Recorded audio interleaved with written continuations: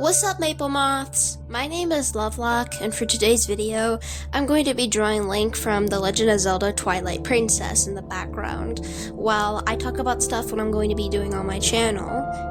One of the projects I want to do on my channel is make YouTube tutorials like how to draw eyes, hands, and hair, etc.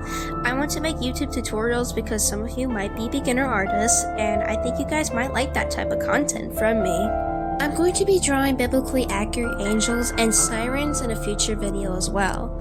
In case you're an artist or you're just a person who likes to do tasks while listening to a video, I want my videos to be like a background noise, just an atmosphere that isn't too bothering.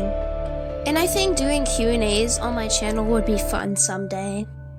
Also, I won't be making YouTube shorts like I usually do, not for a while, because I want to take YouTube more seriously, so I will be making more long-term videos on my channel.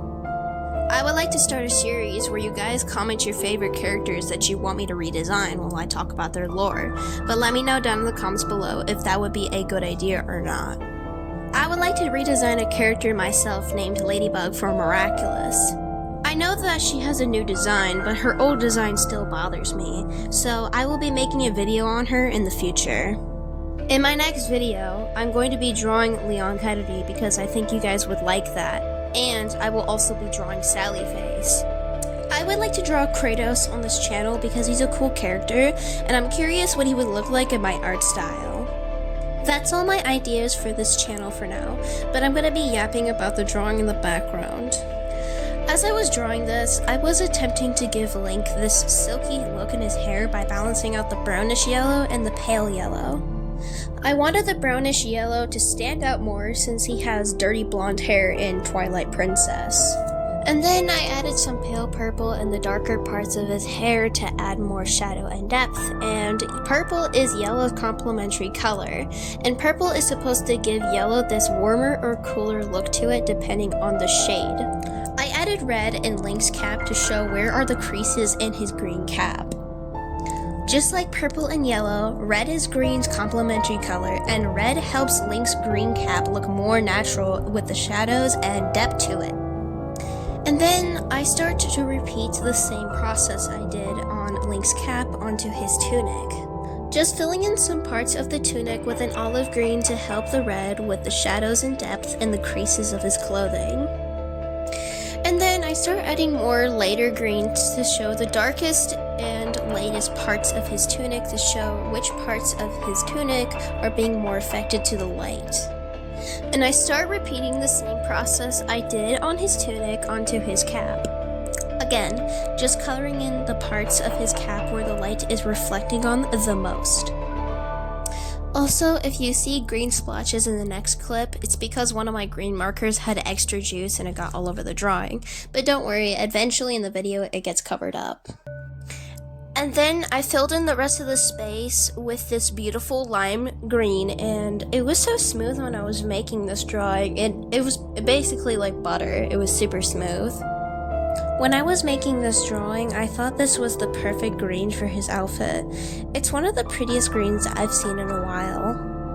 The only thing I wish I did in this drawing was add another darker green to his outfit, because in Twilight Princess, his outfit is more of a mossy green, and his outfit kind of reminds me of Skyward Sword Link. But I don't mind that version of Link, and to be honest, I think Link would look good in almost any shade of green. If you're wondering why is there blue in Link's satchel for his sword, it's because it will help it make it look like it has texture and give it that leather look to it. And I go in with finer details in Link's hair with some purple to define the shadows and depths in his hair to give it more volume. And it helps his dirty blonde hair look more grainy and more refined. I continue the same process on his cap, refining and smoothing out the edges and fixing a few mistakes in the drawing. And also adding some small creases to the clothing and making sure some parts of the drawing are more bold in some areas than others, and adding a few highlights here and there along the way.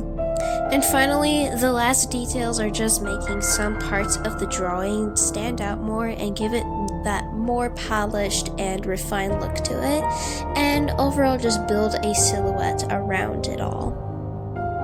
And And the last two parts of this drawing is filling in small gaps of the drawing, like the background, so the drawing can stand out more.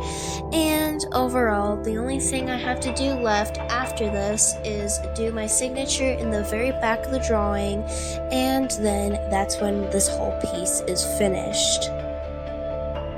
And here's what the final drawing looks like.